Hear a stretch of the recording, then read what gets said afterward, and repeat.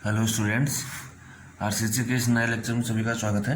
इस लेक्चर में हम लोग जैसा कि पिछली क्लास में हम लोगों ने पढ़ा था कॉलम के बारे में। ठीक है, तो कॉलम की बेसिक कॉन्सेप्ट पढ़े थे कि शॉर्ट कॉलम कैसे पता चलता है, लॉन्ग कॉलम कैसे पता चलता है, एसेंट्रिक लोड क्या होता है, एक्सेली लोडेड कॉलम क्या होते हैं, इन सब के बारे में हम लोगों ने पढ़ा था। आज इस लेक्चर में हम लोग पढ़ेंगे कि कॉलम में रिइंफोर्समेंट कैसे दी जाती है और कैसे एनालिसिस करते हैं हम कॉलम की WSM मेथड से या LSM मेथड से। ठीक है, तो देखते हैं कि हम लोग पढ़ते हैं रिइंफोर्समेंट इन कॉलम्स। ठीक है, कैसे करते हैं रिइंफोर्समेंट। रीइंफोर्समेंट इन कॉलम मतलब कि हम सरिया लगाएंगे कॉलम में, तो कैसे लगाएंगे। ठीक, तो देखिए इसमें दो तरीके की सरिया लगती है। ठीक है, एक तो हमारा मेन बार होता है, मेन बार जिसको हम बोलते हैं longitudinal reinforcement. Longitudinal reinforcement longitudinal क्यों कहते हैं? क्योंकि लॉन्गिट्यूडिनल डायरेक्शन में होती है। ठीक है, इसी को हम क्या बोलते हैं? मेन बार्स कहते हैं। ठीक, क्लियर, या मेन रिइंफोर्समेंट कहते हैं। ठीक, ये इसका काम क्या होता है? मेन बार या लॉन्गिट्यूडिनल रिइंफोर्समेंट का काम क्या होता है कि किसको जो है असिस्ट करता है? कंप्रेशन को। ठीक, असिस्टिंग कंप्रेशन जो आ रहा होता है, कंप्रेसिव स्ट्रेसेस आ रहते हैं, उनको ही झेलता है। ठीक, अच्छा, लोड कंप्रेसिव लग रहा है, जैसा कंप्रेसिव स्ट्रेसेस आएंगे, लेकिन कंप्रेसिव स्ट्रेसेस आएंगे। ठीक है, तो उसको झेलने के लिए रिइंफोर्समेंट की जरूरत पड़ेगी। ठीक है, अब क्या हुआ कि कंप्रेशन के लिए डिज़ाइन किया जाता है, तो लॉन्गिट्यूडिनल रिइंफोर्समेंट कैसे लगाते हैं? मान लीजिए कॉलम है। ठीक, अब ये कॉलम है आपका, क्लियर, ये आपकी एक सरिया लग गई, स्टील बार। ठीक, एक स्टील बार ये लग गई, एक स्टील बार ये लग गई। किसी के दिमाग में ये अगर आ रहा हो कि कंप्रेसिव स्ट्रेसेस जो है कंक्रीट झेल ले जाता है, टेंसाइल स्ट्रेसेस नहीं झेल पाता, इसलिए हम रिइंफोर्समेंट प्रोवाइड करते हैं, तो दिमाग में ये रखना कि जो हम कंप्रेशन लगा रहे हैं, ठीक है, कंप्रेसिव लोड लगा रहे हैं, उसकी वजह से है ना, उसकी वजह से जो टेंसाइल स्ट्रेसेस जनरेट होंगे, डेवलप होंगे, ठीक है, तो उसकी वजह जो टेंसाइल स्ट्रेसेस डेवलप होंगे उनके लिए हम रिइंफोर्समेंट लगा रहे हैं। ठीक है, जैसे हम बीम में डब्ल्यू बीम में क्या करते थे, है ना, कंप्रेशन जोन में भी हम क्या करते थे? सरिया लगाते थे, एनफोर्समेंट करते थे। ठीक, ओके, कैसे होता है ये भी अभी हम आपको दिखा देते हैं, टेंशन कैसे आता है। तो ये आपका रहा मेन बार। ठीक, और इसको मेन बार को लगाते कैसे हैं? तो एक तो मेन बार हमारा होता है, एक होता है हमारा स्पाइरल बार, इसको ऐसे भी बांध देते हैं हम। ठीक है, एक हमारी, ठीक, जो कॉलम होता है उसमें ऐसे भी हम रिइंफोर्समेंट करते हैं। ठीक है, ऐसे। ठीक, तो ये तो हो गया हमारा मेन बार्स, कौन सा? ये वाला। और ये हो गया हमारा स्पाइरल बार, स्पाइरल बार्स। ठीक, क्लियर, ठीक ना। दूसरा होता है हमारा ट्रांसवर्स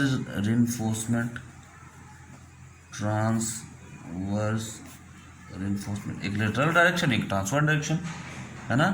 और इसी को हम बोलते हैं टाई बार्स, इसी को हम क्या बोलते हैं? टाई बार्स या ट्रांसवर्स रिइंफोर्समेंट। लॉन्गिट्यूडिनल अगर ये कहेंगे, ध्यान सुनिए, लॉन्गिट्यूडिनल ट्रांसवर्स जस्ट परपेंडिकुलर पे होता है लॉन्गिट्यूडिनल के, अगर ये लेंथ के अकॉर्डिंग है तो लॉन्गिट्यूडिनल कहा जाएगा। ठीक है, इसकी लेंथ ये है तो लॉन्गिट्यूडिनल, तो ये लॉन्गिट्यूडिनल हुआ, तो ये क्या होगा? ये होगा हमारा टाई या ट्रांसवर्स। तो ये मान लीजिए कॉलम है। ठीक, ये आपका हमारा हो गया कौन सा? मेन बार। ठीक, दो मेन बार लगे हैं, लॉन्गिट्यूडिनल बार। तो इन लॉन्गिट्यूडिनल बार को ऐसे लगाते हैं, समझ रहे हैं? नहीं समझ रहे हैं? अभी बार्स हैं इतनी मोटी मोटी हमने बना दिया है, ऐसे तो होता नहीं फिलहाल। इसका जो टाई बार्स होती हैं, इनकी जो डाया होती है मेन बार से कम होती है, ठीक है। तो ये हुई हमारी टाई बार से ट्रांसफर रिइंफोर्समेंट, ट्रांसफर डायरेक्शन में, और ये लॉन्गिट्यूडनल डायरेक्शन, ये मेन बार होती है, ठीक है। अब ठीक है भाई, इसको इसको जो टाई बार्स हमारी हैं, ठीक है, तो ये बांधने काम आता है कि ऐसे बांध दिया, समझ रहे हो आप, बांध दिया ऐसे, ठीक है। ये दो सरियाँ हैं, इसको ऐसे बांध दिया, इसको ऐसे बांध दिया, इसको ऐसे बांध दिया, इसको ऐसे बांध दिया, तो ये इसीलिए टाई बार्स कहते हैं, क्योंकि टाई का मतलब होता है TIE, टाई, टाई मतलब बांधना। तो ट्रांसफर रिइंफोर्समेंट कह लीजिए, टाई बार्स कह लीजिए, लॉन्गिट्यूडनल वाली ये मेन बार है और ये टाई बार, इसका काम ही क्या है कि इस वाली को बांध के रखना, ये वाली बार से मेन बार इनको बांध के रखना, इसका काम ये है। और मेन बार का काम क्या है? कंप्रेशन को झेलना, ठीक है। अच्छा, अब क्या है कि इसको जब इसमें दिखाते हैं, क्या नाम है आपका, इसका जब प्लान देखते हैं तो कुछ ऐसा दिखता है, ठीक है। ये हमारा हो गया, ये हमारा हो गया मेन बार, ठीक। और इसको जो बांध के रखता है, ये वाली, ये जो बना रहे हैं अब रेड से, ठीक है, इसको बांध के रखता है, ठीक। ये हमारा होता है क्या, इसको बोलते हैं सेपरेट टाई, सेपरेट टाइज, इसको क्या बोलते हैं? सेपरेट टाइज, ठीक है भाई। अच्छा, एक और इन्फोर्समेंट होता है जिसको हम बोलते हैं हेलिकल इन्फोर्समेंट या हेलिकल टाइज, ठीक। वो भी बिल्डिंग में लगती है। वो कैसी लगती है? देखिए, वो सिर्फ और सिर्फ किसके लिए लगती है? इन्फोर्समेंट दो ही तरीके के होते हैं, एक लॉन्गिट्यूडनल, एक ट्रांसवर्स। जैसे कि अर्थक्वेक रेजिस्टेंस जो बिल्डिंग बनती हैं, ठीक है, उनमें क्या करते हैं, भूकंप रोधी कक्ष जो बनते हैं उनमें क्या करते हैं? हेलिकल टाइज लगाते हैं। कैसे लगाते हैं हेलिकल टाइज? देखिए ध्यान से, ये आपको कॉलम है, ये आपका मेन बार है, ये आपका मेन बार है, ये आपका मेन बार है, ठीक। ये सब मेन बार हैं, तो जो आपकी ऐसे लगेगी, ये समझ रहे हैं? हेलिकल का मतलब होता है ये,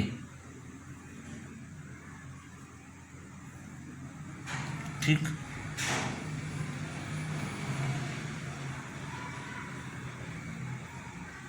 इसको बोलते हैं हेलिकल इन्फोर्समेंट, ठीक है, क्लियर। तो ये कहलाता है हेलिकल टाइज, हेलिकल टाइज। ये भी बांधता ही है लेकिन हेलिकल है ना, ऐसे, ठीक। इसको बोलते हैं हेलिकल टाइज। ये किस लिए यूज करते हैं इसको? For earthquake resistant building, earthquake resistance building, ठीक, क्लियर, हेलिकल टाइज। या फिर इसी को कॉन्टिन्यूअस टाइज भी बोलते हैं, और कॉन्टिन्यूअस टाइज भी बोलते हैं, कॉन्टिन्यूअस टाइज, क्लियर, ठीक।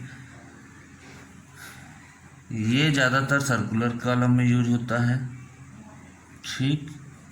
अच्छा, हेलिकल टाइज जहाँ बात आ जाएगी वहाँ पे जो स्ट्रेंथ होगी, ध्यान सुनिएगा, स्ट्रेंथ होगी वो 5% इंक्रीज कर जाएगी, 5% मोर स्ट्रेंथ हो जाएगी।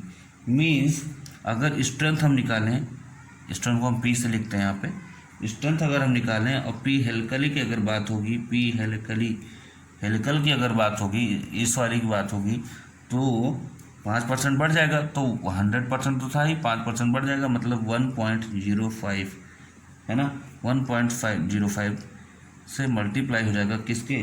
P separate ties. जो सेपरेट टाइज ये वाली है, ये ट्रांसफर इन्फोर्समेंट को ही ऐसे दिखाते हैं तो सेपरेट टाइज बोलते हैं, ठीक है। तो ये जो नॉर्मली आपकी थी उनमें से 1.05 से मल्टीप्लाई हो जाएगा। कब? 5% बढ़ जाएगी स्ट्रेंथ। कब?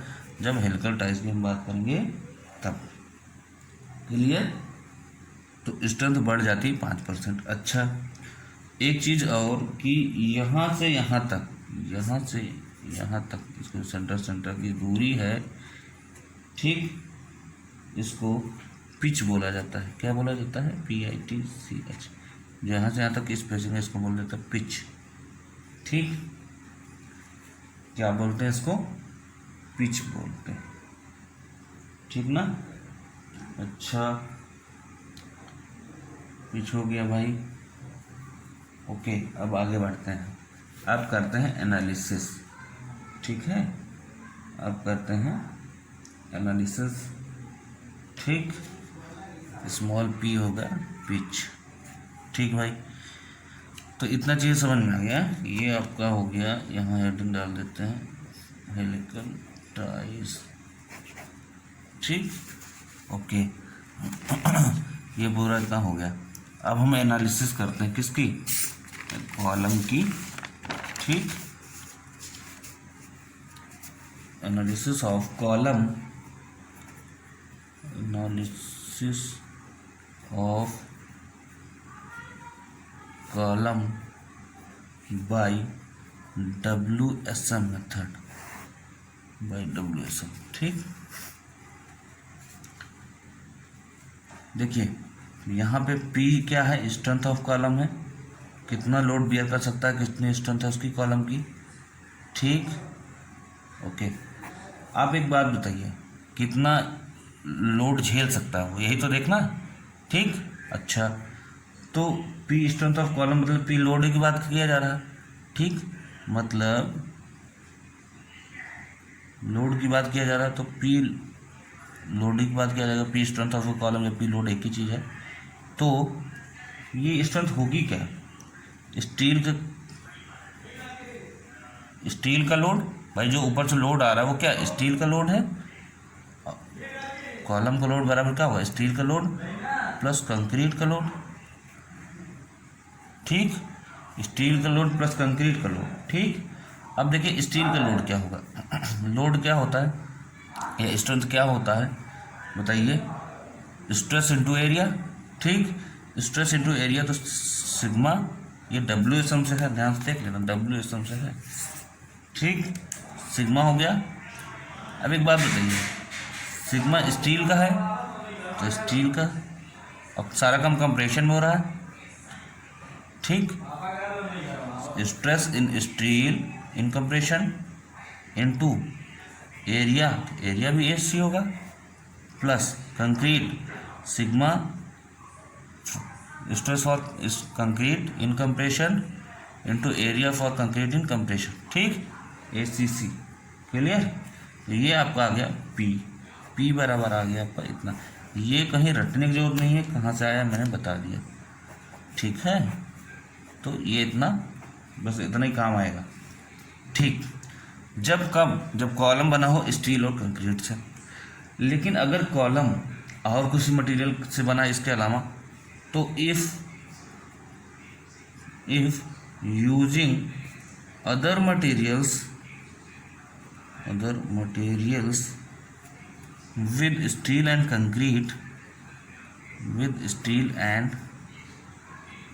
concrete, तो क्या होगा? तब बोला जाता है कंपोजिट कॉलम, है ना। ढेर सारे मटेरियल का बना हुआ होगा तो कंपोजिट कॉलम होगा। ठीक भाई, तो उसमें हम क्या करेंगे कि और मटेरियल ऐड होगा। ठीक, तो P बराबर होगा steel load plus concrete load plus क्या होगा? एक चीज़ और ऐड हो जाएगा। क्या ऐड हो जाएगा? मटेरियल लोड, जो भी मटेरियल होगा। ठीक, तो मैं कहने का मतलब है ये आपका सिग्मा SC इंटू ASC था ही, plus sigma CC into ACC था ही, प्लस का आपका ऐड हो गया। इसकी वजह से क्या आएगा? Sigma MC into AMC। भाई area of material in compression. ठीक, तो ये आपका होगा, ये इतना आप ध्यान रखिए।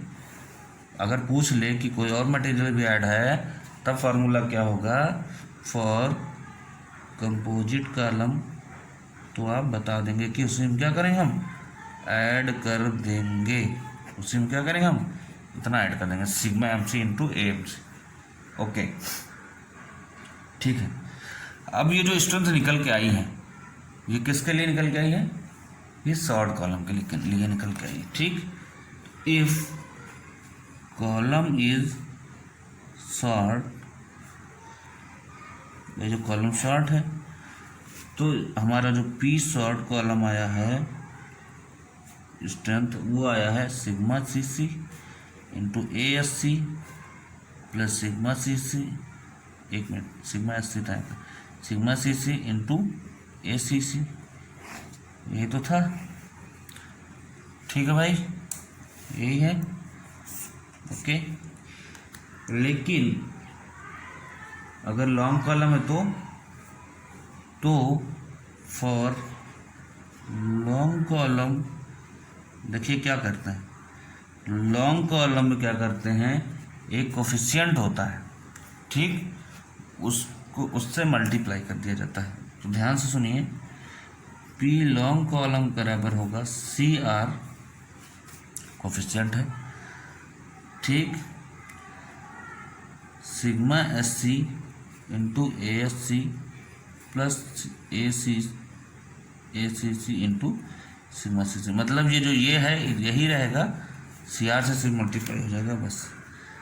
ठीक, तो कुल मिला कहने का मतलब है देखा जाए तो जो पी लॉन्ग होगा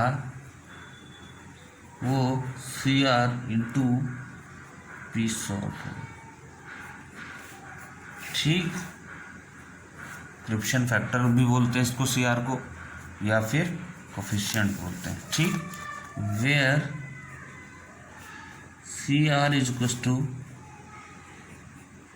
कोफिशिएंट, ठीक, कोफिशिएंट की वैल्यू होती कितनी है, वो वैल्यू होती है 1.25 minus L effective upon 48 B. ठीक, बी मतलब विड्थ। अच्छा, अगर रेक्टेंगुलर है तो बी इंटू विड्थ होगा, सर्कुलर है तो यहाँ डी हो जाएगा, डायमेंशन की बात हो रही है, और अगर स्क्वायर है तो बी रहेगा ही रहेगा। क्लियर, अब तो यहाँ डायमेंशन होगा। ठीक, चलिए शॉर्ट कॉलम था तो पता चल गया ये होगा, लॉन्ग कॉलम है तो पता चल गया ये होगा। अब बात करें कि अगर long column with helical ties हो गया तो मतलब भूकंप रोधी कक्ष बनाना है तो long column with helical ties, तो क्या करेंगे तब पी क्या आएगा भाई, तब पी आएगा, याद करिए क्या याद करना है, बताया था अभी मैंने कि जो हेलिकल के लिए होगा क्या होगा, इधर देखो हेलिकल के लिए कितना बढ़ जाएगा स्ट्रेंथ 5%, 1.505। ठीक, तो पी लॉन्ग बराबर क्या होगा, पी लॉन्ग बराबर होगा 1.05। लॉन्ग के लिए क्या होगा, अरे भैया लॉन्ग के लिए होगा कि नहीं होगा, ये वाला लॉन्ग के लिए सब कुछ यही रहेगा, बस क्या है 1.05 से मल्टीप्लाई रहेगा क्योंकि हेलिकल टॉयज की बात कर दिया है। 1.05 ठीक into C R into sigma S C into A S C plus sigma C C into A C C. ठीक है, ये केवल ऐड हुआ है अलग से। ठीक है, तो ये स्ट्रेंथ आ जाएगी। तो स्ट्रेंथ 3 स्ट्रेंथ आपको ध्यान रखना है, एक शॉर्ट का, एक लॉन्ग का और एक लॉन्ग विद हेलिकल टाइज का। ठीक, अब बात आती है कि अगर एग्ज़ाम में आया क्वेश्चन तो हम सिग्मा एस सी लेंगे क्या। ठीक, एस सी तो चलो area of steel in compression है, S C area of concrete है। ओके, पूरे एरिया से अगर स्टील का एरिया घटा देंगे तो एरिया ऑफ कंक्रीट आ जाएगा, ये भी पता है। ठीक है, सिग्मा सी सी सिग्मा एस सी क्या है, तो देखिए क्या सिग्मा एस सी क्या है, स्टील का क्या स्ट्रेस है, stress in steel in compression. Sigma S C की वैल्यू दिया है आई एस कोड ने कि 130 न्यूटन पर एम स्क्वायर, किसके लिए? फॉर माइल्ड स्टील, FE 250 के लिए। ठीक, अगर हम बात करें सिग्मा एस सी 190 न्यूटन पर एम स्क्वायर होता है, किसके लिए? फॉर FE 415 के लिए। ठीक, कॉलम में जो है ये वाली स्टील यूज नहीं की जाती ज़्यादातर 500, तो इसलिए उसकी बात नहीं करेंगे यहाँ पे। ये वाली ज़्यादा यूज होती है 415, तो ये याद करिए कि 190 क्वेश्चन में यूज होगा। ठीक, सिग्मा CC ये किस पे डिपेंड करती है? ये वाली डिपेंड करती है, स्टील की बात है, क्या है? Stress in steel in compression, तो स्टील की बात किया हमने कि नहीं किया? ये कंक्रीट की बात है, कंक्रीट किस पर डिपेंड करता है? अरे FCK पे भाई, है ना? FCK क्या है, याद करिए आप, M20 ग्रेड जो होता है, तो FCK या फिर हम ग्रेड बोल दे। ठीक, यहाँ लिख देते हैं सिग्मा CC कितना होगा, तो M15 का होता है 4 न्यूटन पर mm स्क्वायर। ठीक, M15 का, M20 का, M25 का, M30 का। ठीक, तो M25 का 5 होता है, M25 का 6 होता है, ये 8 होता है, सबका न्यूटन पर mm स्क्वायर, न्यूटन पर mm स्क्वायर। ठीक है, इतना ध्यान रखना, जो 15 से देखना है, जनरली M20 या M25 यूज होता है ना? तो 4 5 6 8 ऐसे याद कर सकते हो आप। ठीक, तो ये तो हुआ आपका WSM से एनालिसिस कि आपको कैसा निकालना है स्ट्रेंथ ऑफ कॉलम। ठीक, कॉलम में स्ट्रेंथ ही पता करना होता है। ओके, अब बात आती है कि जो IS कोड हमारा है उसने कुछ रिकमेंडेशंस दे रखा है कॉलम के बारे में। ठीक, एनालिसिस आपकी यहाँ पे और हो गई। अब कुछ बात कर लेते हैं कि IS कोड ने कुछ प्रोविजंस दे रखे हैं कॉलम के बारे में कि ये चीज़ इतना होना चाहिए, ये चीज़ इतना होना चाहिए, रेनफोर्समेंट इतना होना चाहिए। देख लेते हैं उसको भी। ठीक है, तो कॉलम के बारे में IS कोड का कहना क्या है? IS कोड का, जैसे बीम का था ना, 0.12% या 0.4% आपका एरिया होना चाहिए, है ना?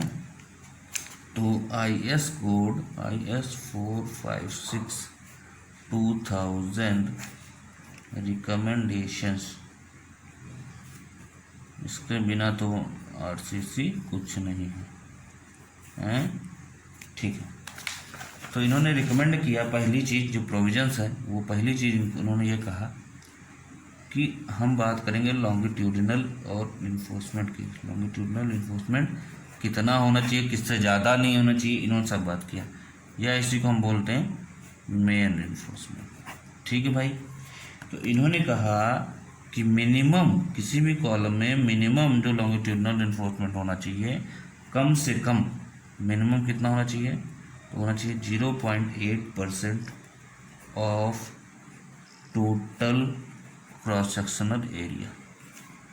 मतलब अगर सर्कुलर कॉलम है तो क्रॉस सेक्शनल एरिया क्या आएगा, πd²/4, है ना, πr²।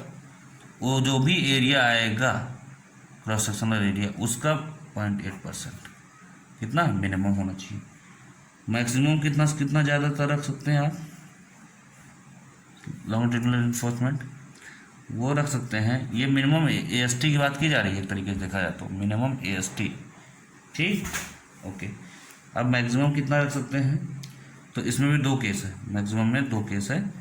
पहले तो ये कि इफ़ द रिइंफोर्समेंट इज लैब्ड, लैब्ड समझते हैं, एक के ऊपर एक अगर इन्फोर्समेंट लगा दिया तो एक के ऊपर एक लगा देंगे। मान लीजिए ये ऐसे लगाया आपने सरिया, फिर ऐसे लगा दिया, फिर ऐसे लगा दिया, तब तो अगर इन्फोर्समेंट इज लैब्ड तो जाहिर सी बात है कम होगा, तो 4% of total area, 4% of total cross sectional area. ठीक, अगर नहीं लैब्ड है, if reinforcement is not labbed, not lapped, ठीक है, तो कितना 6% of total cross sectional area. अब बात आई क्वेश्चन कैसे पूछेगा। क्वेश्चन जानते हैं क्या पूछता है कि कॉलम में जो रेनफोर्समेंट है वो कहाँ से कहाँ तक वेरी करता है, मिनिमम से मैक्सिमम तक वेरी करेगा, कहाँ से कहाँ तक, तो मिनिमम है 0.8 और मैक्सिमम कितना 6%। भाई हम तो मैक्सिमम, अगर सिर्फ मैक्सिमम पूछेगा, अगर कह के पूछेगा कि लैब्ड है कि नहीं लैब्ड है तो 4% 6%, और सिर्फ मैक्सिमम पूछेगा तो हम कहाँ तक जाएंगे, ज़्यादा से ज़्यादा कहाँ तक जा सकते हैं 6%। तो 0.8 से लेके 6% तक क्या करता है, वेरी करता है क्या, longitudinal reinforcement in the column. Okay ठीक। अब बात आती है, अभी लॉन्गिट्यूडनल रेनफोर्समेंट की ही बात चल रही है, ट्रांसफ़र की बात नहीं चल रही है, ठीक है। अब बात आती है मिनिमम हो गया, मैक्सिमम हो गया, अब बात आती है नंबर ऑफ बार्स, ठीक। तो नंबर ऑफ बार्स कितने होने चाहिए, ठीक। Number of bars longitudinal reinforcement वाली जो लंबी वाली सरिया पड़ती है वो कितनी होनी चाहिए, ठीक। तो रेक्टेंगुलर कॉलम के लिए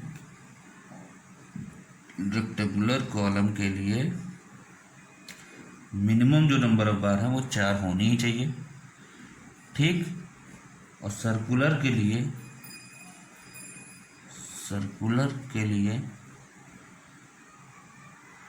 मिनिमम रेक्टेंगुलर कॉलम के लिए minimum number of bar 4, circular के लिए 6।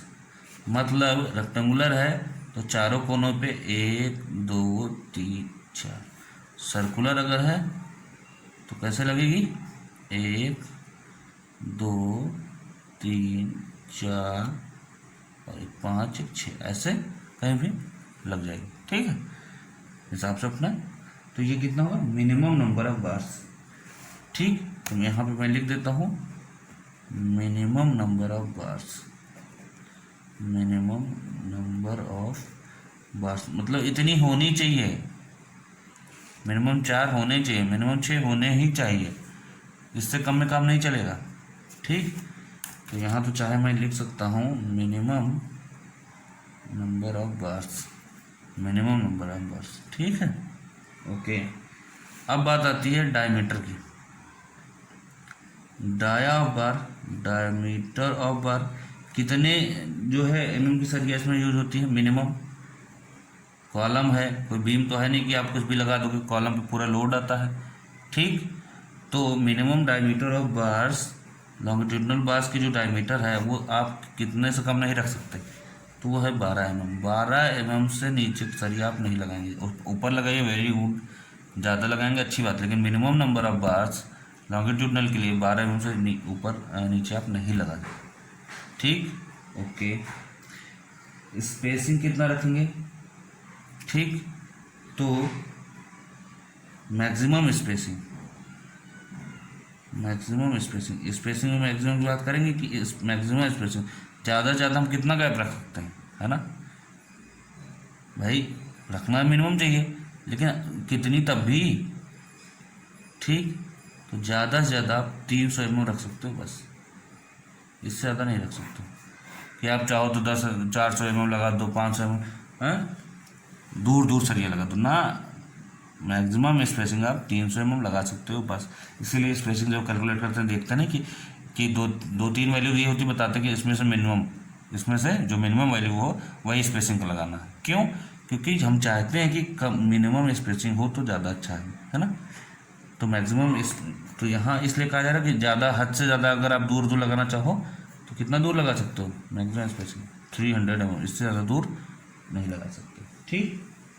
तो ये हो गई स्पेसिंग की बात, डायमीटर की बात, नंबर ऑफ बार्स की बात, लॉन्गिट्यूडनल रेनफोर्समेंट, ठीक, कितना पर एरिया ऑफ स्टील हुआ। चलिए ठीक है, तो ये हो गया पूरा लॉन्गिट्यूडनल रेनफोर्समेंट जो लंबी वाली सरिया है उसके लिए, ठीक है। अब हम बात करते हैं किसकी, टाई बार की, है ना।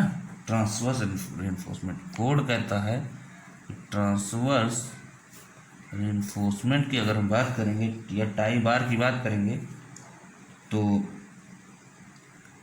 टाई बार जब बात करते हैं तो क्या होता है, उसको हम बोलते हैं सेपरेट सेपरेटाइज ही तो बोलते हैं,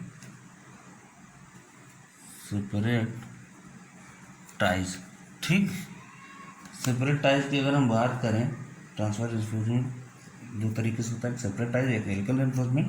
तो सेपरेट टाइज की बात अगर हम करें तो जो इसकी डायमीटर होगा, ठीक है, डाया होगा सेपरेट टाइज का, वो होगा, कोड कहता है 5 मेन बार जो भी है उसका डिवाइडेड बाई 4 करिए आप, 5 मेन बार का डिवाइडेड बाई 4 करिए, ठीक, और या फिर 6 mm या फिर 6 mm, इन दोनों में जो मैक्सिमम होगा, यहाँ मिनिमम की बात नहीं है, डायमीटर हम हमेशा ज़्यादा लगाना चाहते हैं, स्पेसिंग कम रखना चाहते हैं, ठीक। तो इन दोनों 5 मेन मान लीजिए 12 mm है तो 12/4 करो, कितना है 3 आएगा, 3 और 6 मतलब कि 6 mm की बार आपको लगानी सेपरेट टाइज, ठीक है, क्लियर। अब मान लीजिए 20 है या जो है आपकी 28 है, तो 28 में अगर ये 12 मेन वाली मोटी वाली, लंबी वाली अगर 28 किया तो 4 इंटू 28 7 आएगा, 7 6, तो यहाँ तो फिर 7 mm लगेगी, 6 mm की बार नहीं, क्योंकि उसी कंपेरिजन में हमें सेपरेट टाइज देना, जितनी mm आपकी लंबी वाली होगी उसी के हिसाब से टाई बार भी देना, यहाँ पे मैक्सिमम होगा, ठीक है। अच्छा, पता लगा 5 मेन दे रहे हो 28 की और ये दे रहे हो आप 6, कहाँ काम चलेगा, ये अगर क्या है 28 की है तो 7 mm लगनी सेपरेट टाइज, ठीक है भाई। दूसरी चीज़ अगर स्पेसिंग की बात करें, स्पेसिंग ऑफ सेपरेट टाइज की स्पेसिंग क्या होगी भाई, सेपरेट टाइज की स्पेसिंग क्या होगा, SV बराबर होगा, देखो 3 चीज़ है, LLD लीस्ट लेटरल डायमेंशन, मैंने पहले बताया था लीस्ट लेटरल डायमेंशन B भी हो सकता है और D भी हो सकता है, सर्कुलर में केवल D ही होगा डायमीटर, ठीक है, चाहे B हो चाहे D।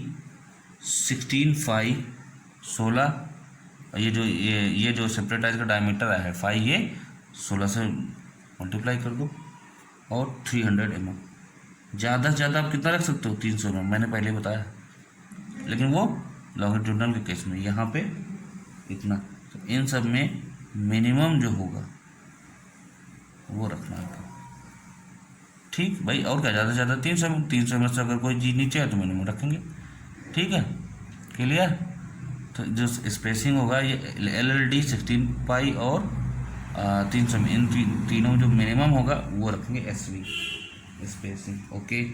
अब हम बात करते हैं ट्रांसफर रिइंफोर्समेंट की बात हो गई, याद करो हेलिकल की हम लोगों ने बात किया था, तो हेलिकल की बात भी कोड कहता है, कोड हेलिकल की बात भी करता है। कोड ने कहा हेलिकल के लिए कि आपका हेलिकल कुछ ऐसे है, ठीक, ये आपका हो गया मान लीजिए मेन बार, ठीक, ये आपका हो गया हेलिकल रिइंफोर्समेंट, ठीक है, ये आपका हो गया हेलिकल रिइंफोर्समेंट हो गया भाई ये, ठीक। ये जब आपका हेलिकल रिइंफोर्समेंट हो गया तो ठीक, ओके, हमने कुछ बताया था याद है आपको कि यहाँ से यहाँ तक का पिच होता है, चाहे यहाँ से यहाँ तक ले लीजिए चाहे यहाँ से यहाँ तक ले लीजिए, इसी को हम पिच कहते हैं, स्मॉल p।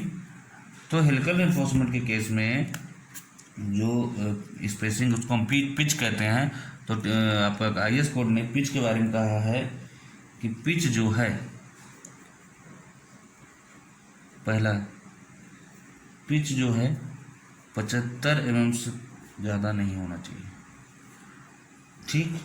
ये भी कहा है कि पिच जो है डायमीटर ऑफ कोर, अभी देखते हैं क्या होता है, बाई 6, इससे ज़्यादा नहीं होना चाहिए, और जो ये पिच है ये वाली वो नॉट लेस देन 30 mm, मतलब ध्यान से देखिए पिच का बाउंडेशन क्या लगा दिया इन्होंने, 30 से कम नहीं होना चाहिए, 75 से ज़्यादा नहीं होना चाहिए, मतलब पिच का कहाँ लाई करेगा, पिच अगर स्मॉल p है, ठीक है, क्लियर, 75 से ज़्यादा नहीं होना चाहिए, मतलब 75 से कम ही होना चाहिए भाई साहब, है ना। तो लेस देन 75, ठीक। और 30 से कम नहीं होना चाहिए, मतलब ये कुछ कहानी ऐसे बन रही है कि 30 से कम होना चाहिए, 30 से जो है कम नहीं होना चाहिए, मतलब 30 से ज़्यादा है और 75 से कम है, तो 30 से ज़्यादा होना चाहिए, 75 से कम होना चाहिए। 30 और 75 के बीच में ही लाई करे, लेकिन शर्त यह है कि डायमीटर ऑफ जो कोर है ना, बाई 6 अगर करेंगे तो इससे भी ज़्यादा नहीं होना चाहिए। ठीक है भाई, अब बात सब कुछ तो समझ में आ गई थी यहाँ तक कि ऐसा ऐसा होना चाहिए। ये बीच में डायमीटर ऑफ कोर क्या आ गया, ठीक, तो ये भी देख लेते हैं। ठीक है, डायमीटर ऑफ कोर होता क्या है, जब आपकी ये सब सरिया हेलिकल रेनफोर्समेंट में पड़ती है तो होता क्या है, इसका अगर हम टॉप व्यू देखें, ठीक है, इधर देखिए टॉप व्यू देखें तो कैसा बनता है, उस हिसाब से डायमीटर ऑफ कोर निकलेगा। टॉप व्यू अगर इसका हम देखें तो कुछ ऐसा बनेगा, ठीक, क्लियर। उसके बाद ये आपका हेलिकल रेनफोर्समेंट पड़ेगा, कुछ ऐसे बनेगा। इसको और मोटा कर देते हैं जिससे समझने में आसानी हो जाए। ठीक भाई, इसके से बना रहे हैं, जैसे पड़ गया भाई बार। ठीक भाई, ओके, अब बार पड़ गया, ठीक। क्या करते हैं कि यहाँ से यहाँ तक, अब ध्यान से समझिएगा, यहाँ से इसके आखिरी से लेके इसके आखिरी तक, यहाँ समझने वाली बात है, अच्छा समझिएगा, ठीक।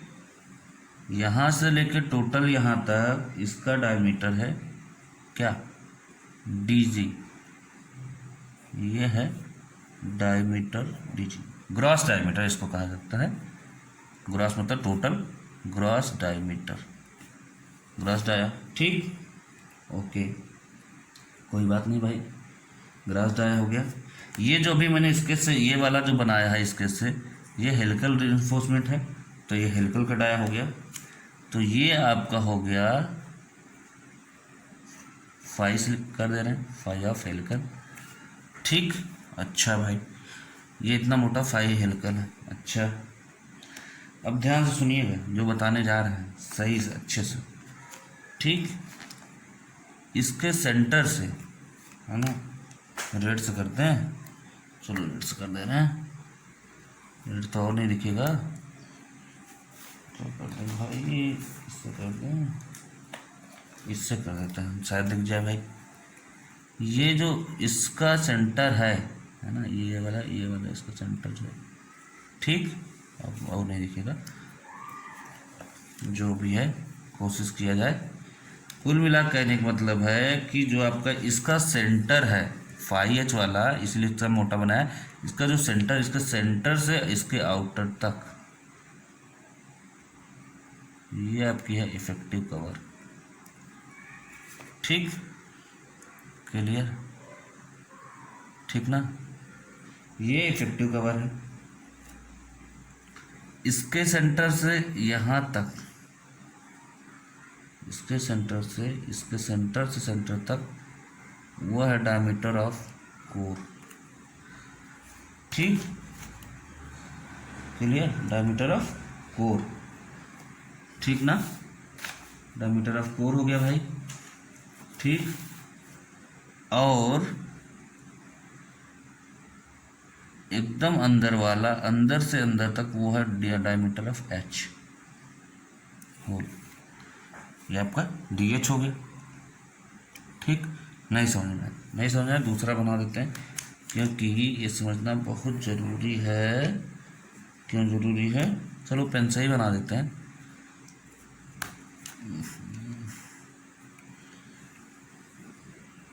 ये ऐसा है, और समझिएगा फिर,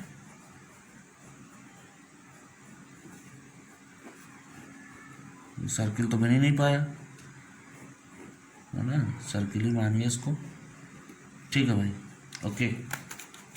मैं ये कह रहा हूँ कि यहाँ से लेके यहाँ तक ये क्या है, डीजी है, ठीक, ओके। यहाँ से अंदर अंदर ये आपका है डी एच, ठीक, और ये डी एच है। और हम बात अगर करें कि इसके सेंटर से लेके ठीक, क्या हम करते हैं, यहाँ कर देते हैं, इसके सेंटर से लेके इसके सेंटर तक, ठीक, ऐसे कर लो, इसके सेंटर से लेके इसके सेंटर तक की दूरी ये है डी सी, ठीक, चाहे वहाँ समझिए चाहे यहाँ समझिए, इसके सेंटर से लेके आगे तक क्या है, इफेक्टिव कवर है। ध्यान से देखिएगा, टोटल डायमीटर ग्रॉस डायमीटर है, ठीक। तो जो कोर डाया होगा, core dia diameter of core, वो क्या होगा, वो जो डायमीटर ऑफ कोर है ये इसके सेंटर से लेके यहाँ तक सेंटर तक है, तो टोटल डीजी है, ठीक, टोटल डीजी है, ठीक है। यहाँ लिखना है थोड़ा जगह पे, टोटल डीजी है। तो डीजी में से हम क्या माइनस करें कि ये आ जाए डीसी। भाई इफेक्टिव कवर इसके सेंटर तक यहाँ भी है, यहाँ भी इफेक्टिव कवर है, ये भी इफेक्टिव कवर ही होगा, जो एक तरफ होगा दोनों तरफ होगा। तो माइनस का 2 इंटू इफेक्टिव कवर, ये आ जाएगा डायमीटर ऑफ कोर, ठीक, डायमीटर ऑफ कोर आ गया, ठीक। तो इसी डायमीटर ऑफ कोर की बात की जा रही थी अभी पिच में, कि जब पिच आपको देना है तो डायमीटर ऑफ कोर से बाई 6 से ज़्यादा नहीं होना चाहिए, ठीक। आगे स्पेसिंग में डीएच की भी जरूरत पड़ेगी, तो डीएच भी निकाल देते हैं, ठीक है। डीएच क्या होगा, डीएच होगा हमारा, डीएच यहाँ इसके हाफ से इसके हाफ तक है, तो क्या होगा, सॉरी अंदर से अंदर तक है डीएच, ये वाला है, ठीक। अगर हम ये डीएच इसको बोल दे रहे हैं, यहाँ से इसको ऐसे कर दें तो ये हो गया डीएच, ठीक है। अलग अलग कलर्स जरूरी था। तो डीएच बराबर क्या होगा, डीसी से घटेगा तो डीसी माइनस क्या, आधा ये और आधा ये, ठीक। और इसकी डायमीटर पहले से बता रहे हैं 5h है, ठीक। तो आधा ये और आधा ये, मतलब 2 इंटू क्या घटेगा, 2 इंटू 5h/2 इधर, 5h/2 इधर, ये तो घटेगा भाई, आधा इधर आधा उधर घटेगा, 5h/2 इधर घटेगा, 5h/2 इधर। तो मतलब देखा जाए तो डी माइनस 5h, तो DH बराबर आ गया DC माइनस क्या 5h, ये घटेगा, ठीक। ओके, ये सब क्यों हम माइनस प्लस कर रहे हैं, क्यों, क्योंकि काम है आगे। तो आइए 456 ने, है ना, एक इक्वेशन दी है, उससे क्या निकालेंगे हम, पिच निकालेंगे, ठीक। पिच होना तो चाहिए था ना, पिच निकले कहाँ से, ठीक है। या वॉल्यूम ऑफ कोर निकालने के लिए भी आता है एग्जाम में, तो वॉल्यूम ऑफ कोर कैसे निकलेगा, वॉल्यूम ऑफ हेलिकल जो आपका है ये कैसे निकलेगा। तो अकॉर्डिंग टू IS 456/2000 इन्होंने बताया कि एक इक्वेशन दी है VH/VC, ये not less than 0.36 FCK upon FY AG upon AC -1, ठीक। AG क्या है, ग्रॉस डायमीटर एरिया, ठीक, क्लियर भाई। AG तो यही आएगा ना, π/4 DG², ठीक। ओके, इतना आ गया। अब इतना आ गया तो वॉल्यूम ऑफ कोर निकालें। तो वॉल्यूम ऑफ कोर के लिए जो आपका इक्वेशन दिया हुआ है, वॉल्यूम ऑफ कोर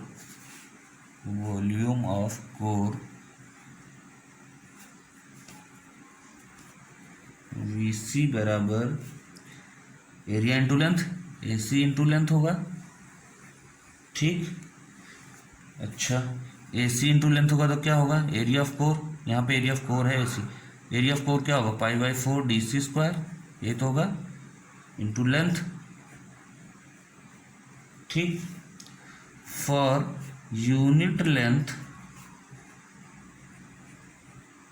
अगर ये कहें कि वॉल्यूम ऑफ कोर पर लेंथ या पर मीटर लेंथ, ठीक, फॉर यूनिट लेंथ या पर मीटर लेंथ अगर हम बात करें तो क्या होगा, लेंथ बराबर हो जाएगा 1 मीटर और बराबर क्या हो जाएगा 1000 mm। वॉल्यूम ऑफ कोर अगर पर यूनिट लेंथ लें तो लेंथ क्या हो जाएगा 1 मीटर या 1000 mm। अगर आप नहीं लेना चाहते तो 1 पर मीटर लेंथ, तो आप जितना लेंथ दिया उतना लेंथ रख देना है, आ जाएगा। ठीक है, कोई ज़बरदस्ती नहीं है। तो वी सी बराबर होगा π/4 DC² इंटू 1000। ठीक, यहाँ से वी सी आ जाएगा। क्लियर। जो अभी ये वाला इक्वेशन था जो अभी बताया था कि कोड ने दिया है, ये वाला इक्वेशन यहाँ वी सी आ गया। ए जी आपको पता है, ए सी भी π/4 DC² है। वी एच और पता चल जाए तो वी एच कैसे निकलेगा, ये वहाँ से वी एच निकाल के इस इक्वेशन में रखना है, चेक करना है कि ये इससे ज़्यादा नहीं होना चाहिए, कोड ने रिकमेंडेशन दिया है। ठीक, वी एच क्या होता है, volume of helix. Volume of helix क्या है 1000 upon pitch small p into π/4 πh² भाई एरिया हो गया इंटू पाई इंटू DH। ये आपका वॉल्यूम ऑफ हेलिक्स थी। वॉल्यूम ऑफ हेलिक्स इसका वॉल्यूम, इसका volume of helix, volume of core, ये दोनों निकाल के यहाँ रिपीट करना है। FC के फाई दिया है, AG दिया है, AC सब रख के देखना है, इससे ज़्यादा नहीं होना चाहिए। ठीक, तो ये IS 456/2000 ने रिकमेंडेशन दिया था। ठीक है, ओके, यहाँ तक हो गई हमारी पहले एनालिसिस हो। इसके बाद हमने सारे रिकमेंडेशन पढ़ लिए कि कोड क्या कहता है, कहाँ तक फाउंडेशन कोड ने लगा रखा है। ठीक है, अब हम लोग जो है डिज़ाइनिंग पढ़ते हैं। ठीक, तो डिज़ाइनिंग है कॉलम की, ठीक है, और एनालिसिस भी है।